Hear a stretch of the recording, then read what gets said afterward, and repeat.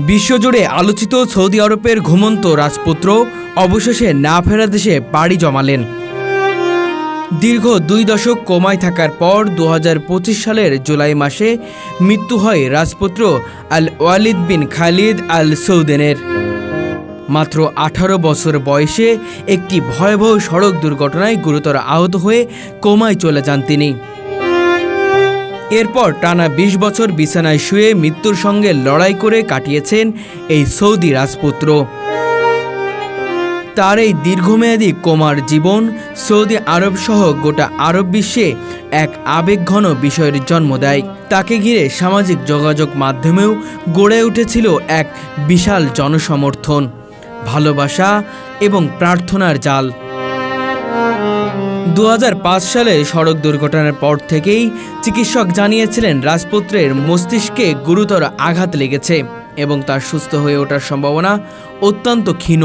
তবে পরিবারের পক্ষ থেকে কখনোই চিকিৎসা থামিয়ে দেওয়া হয়নি, বরং গত 2 দশক ধরে আধুনিক চিকিৎসা ব্যবস্থা, পরিচর্যা এবং মনোযোগ দিয়ে তাকে জীবিত রাখার আপ্রাণ চেষ্টা চালিয়ে গেছেন তার পরিবার ও সৌদি কর্তৃপক্ষ।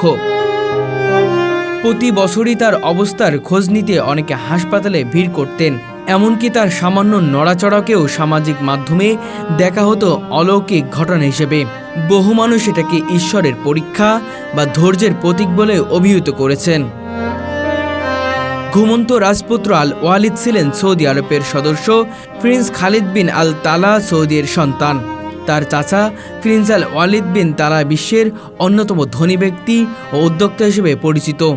এই রাজপরিবার শুধু সৌদি রাজনীতিতেই নয়, বরং আন্তর্জাতিক ব্যবসা বাণিজ্য, প্রযুক্তি ও মানবিক সহায়তা কর্মসূচিতেও জড়িত।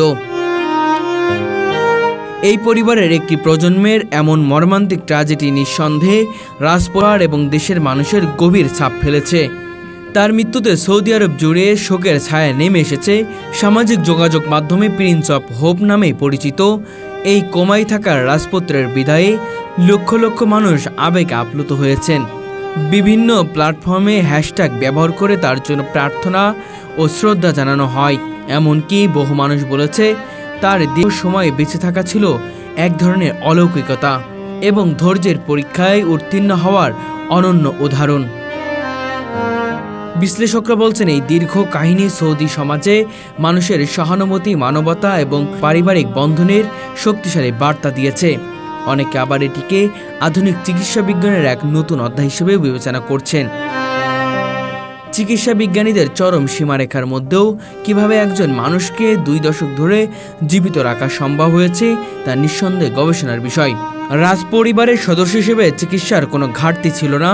সৌদি আরবের আধুনিক চিকিৎসা ব্যবস্থার পাশাপাশি ইউরোপ ও যুক্তরাষ্ট্রে বিশেষজ্ঞদের তত্ত্বাবধানে তাকে রাখা হয়েছিল।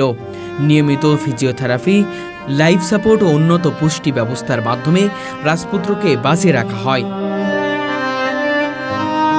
মাঝে মাঝে কিছু রিফ্লেক্স মুভমেন্ট দেখা গেলেও তিনি কখনোই পুরোপুরি জ্ঞান ফেরেনি। তার দীর্ঘ কোমা জীবন শুধু চিকিৎসা বিদ্যার ক্ষেত্রে ব্যতিক্রম ছিল না, বরং মধ্যপ্রাচ্যে ধৈর্য, বিশ্বাস ও প্রার্থনার প্রতীক হয়ে দাঁড়িয়েছিল। অনেক মানুষ তার জন্য দোয়া করতেন। তাকে ঘিরে কাব্য, সঙ্গীত ও ভিডিও বানানো হয়েছে। সোশ্যাল মিডিয়া তাকে ঘিরে গড়ে ওঠা স্লিপিং প্রিন্স আন্দোলন বিশ্বব্যাপী সাড়া ফেলে দিয়েছিলেন। তার মৃত্যুতে শুধু সৌদি আরব নয়, সমগ্র মুসলিম বিশ্ব এক গভীর বেদনায় নিমজ্জিত। অনেকে বলেছেন তার জীবন চক্রান্ত এক জীবন্ত দৃষ্টান্ত হয়ে থাকবে, যেখানে পরিবারের অটল ভালোবাসা, আস্থার মানবিকতা 20 বছরের লড়াইয়ে এক মুকুট পরিয়ে দিয়েছে ঘুমন্ত রাজপুত্রকে। তার দাফন সম্পন্ন হয়েছে রিয়াদের রাজকীয় কবরস্থানে রাষ্ট্রীয় মর্যাদায়।